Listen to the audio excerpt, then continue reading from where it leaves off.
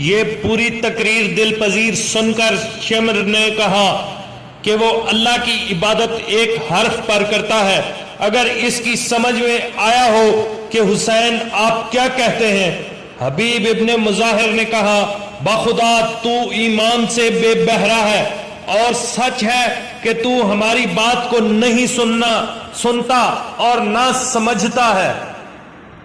اب پند و نصیحت تیرے دل میں تاثیر نہیں کرے گی کیونکہ خدا نے تیرے دل پر مہر لگا دی ہے۔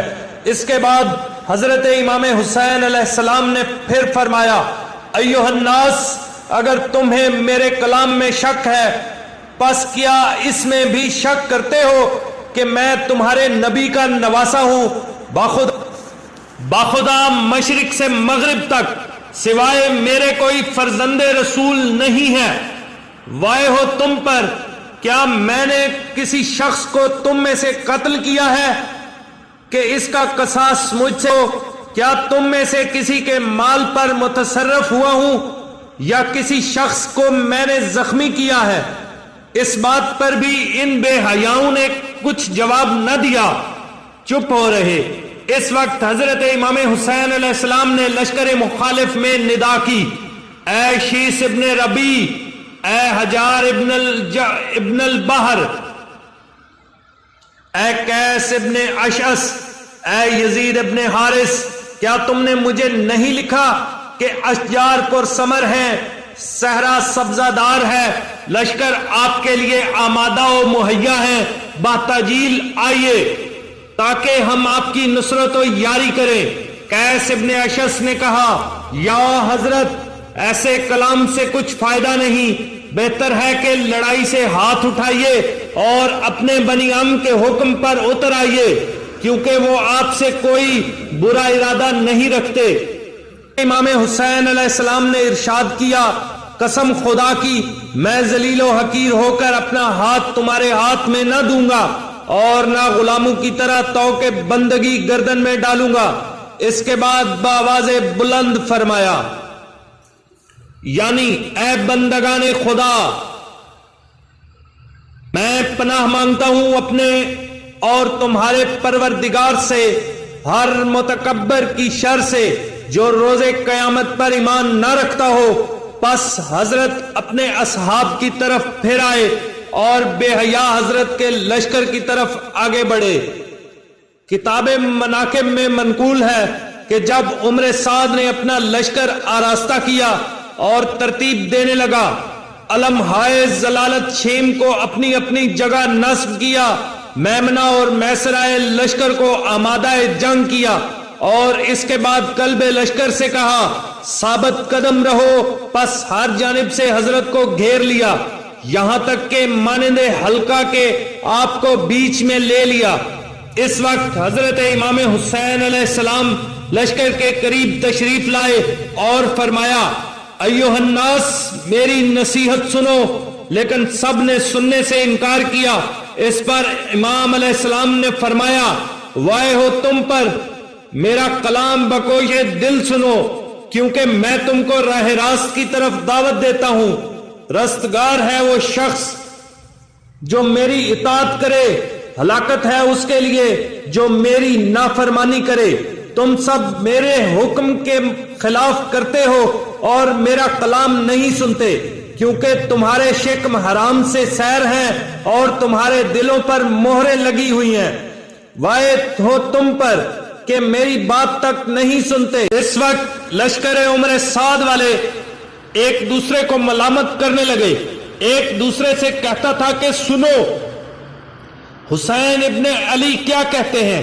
جب شور و غل کم ہوا تو حضرت نے کھڑے ہو کر فرمایا اے مردان غدار، اے قوم بے وفا و جفاکار، ویل و ہلاکت ہو تمہارے لیے کہ تم نے ہنگام حیرت و سرگشتگی اپنی مدد کے واسطے ہم کو بلایا اور بموجب طلب جب میں تمہاری ہدایت و نصرت کے لیے آیا اور تمہاری دعوت کو قبول کیا، اس وقت تم نے تیغ کینہ و عداوت مجھ پر کھینچی اور آتش فتنہ و فساد میرے لیے روشن کی، اپنے دوستوں پر چڑھائی کی، میرے اور اپنے دشمنوں کی مجھ سے لڑنے میں نصرت و یاری کی، بغیر اس کے کہ ان کی کوئی عدالت تمہارے درمیان ظاہر ہوئی ہو یا کچھ ان سے مہربانی و بخشش ظاہر ہوئی ہو، مگر یہ کہ انہوں نے کچھ مال حرام اس وقت مصلحت سمجھ کر تمہیں دیا ہو، اور حکومت ہائے باطل اور وعدہ ہائے دروغ سے تمہیں امیدوار بنایا ہے۔ تمہاری نسبت ہم سے کوئی گناہ سرزد نہیں ہوا، کوئی بدی تم کو نہیں پہنچی، پس کیوں کر تم پر ویل و عذاب نہ ہو، حالانکہ تم نے ہم سے کراہت کی، ہم کو چھوڑ دیا بغیر عداوت و کینہ سابقہ یا کسی نزاع کے۔ تم نے شمشیر انتقام نیام سے کھینچی اور بے سبب قتل اہل بیت پر کمر باندھی، اور لیموں کے دسترخوان پر مکھیوں کو فوج کی طرح جمع ہو گئے، اور مثل پروانہ بے باکانہ خود کو آگ میں گرایا۔ تمہارے چہرے سیاہ ہوں اے گمراہان امت، اے متغرقان احزاب، اے تارکان کتاب، اے پیروان شیطان، اے بدترین اہل عصیان، اے محرکین قرآن، اے تارکان سنت رسول، اے قاتلان اولاد بطول، اے ہلاک کنندگان عطرت اوصیاء، ضائع کنندگان ذریت اولیاء، اے ممزوج کنندگان اولاد زنا، اے ایزا دہندگان مومنین، اے معان دین و باغیان دین جنہوں نے قرآن کی تکذیب کی، وائے تم پر کہ اولاد سید الانبیاء سے منحرف ہو کر اولاد ابو سفیان اور اس کے اتباع کے مددگار ہوتے ہو اور ذریت نبی کو قتل کرتے ہو۔ بخدا کہ یہ شیوائے بد تمہارا مشہور ہے اور ائمہ دین سے تمہاری بے وفائی معروف ہے، اور بفریب تمہارے چھوٹے بڑوں کی طبیعت میں راسخ ہو گیا ہے اور دلوں میں مرتکز ہوا ہے۔ خدا کی لعنت ان لوگوں پر جو پیمانے شکن ہیں اور نقص عہد نقص بیعت کرتے ہیں، اور تم سب نے اپنے عہد و پیمان کو بتاکید بڑی قسموں اور حلفوں کے ساتھ خدا اور رسول کو گواہ کر کے تحریر کیا تھا، بتحقیق کہ اس کے ولد و زنا ابن زیاد نے ذلت اور قتل میں سے ایک پر مجھے مجبور کیا ہے۔ سن لو، ایسا ہرگز نہ ہوگا کہ میں اس کے سامنے ذلیل اور اسیر ہوں۔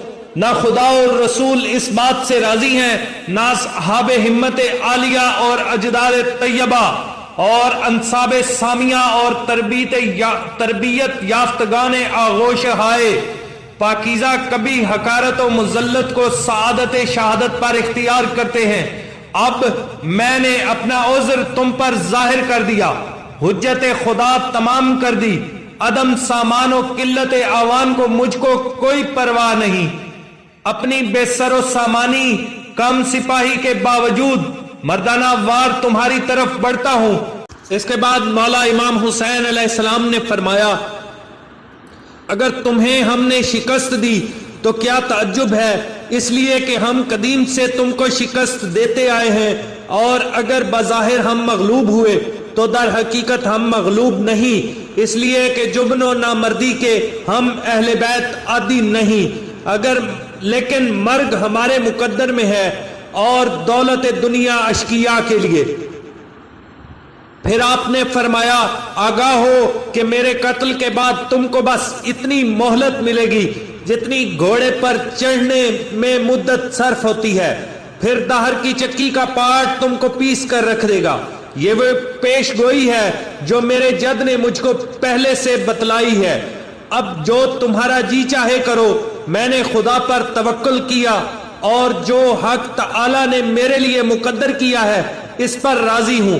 اس کے بعد حضرت نے منہ جانب آسمان کر کے فرمایا، خداوندہ ان ظالموں پر باران رحمت بند کر اور قحط شدید میں ان کو مبتلا کر، اور فرزند ثقیف یعنی مختار کو ان پر مسلط کر، جو کاسا ہائے زہر آلود مرگ ان کو پلائے اور ایک کو ان ظالموں سے نہ چھوڑے اور میرا اور میرے عزیزوں کا ان سے بھرپور انتقام لے۔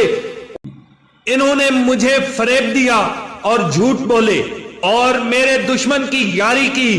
خداوندہ تو میرا رب ہے، میں نے تجھ پر توکل کیا اور بازگشت سب کی تیری طرف ہے۔ اس کے بعد آپ نے عمر سعد کو طلب فرمایا۔ وہ روسیاہ نہ چاہتا تھا کہ امام حسین کے سامنے آئے۔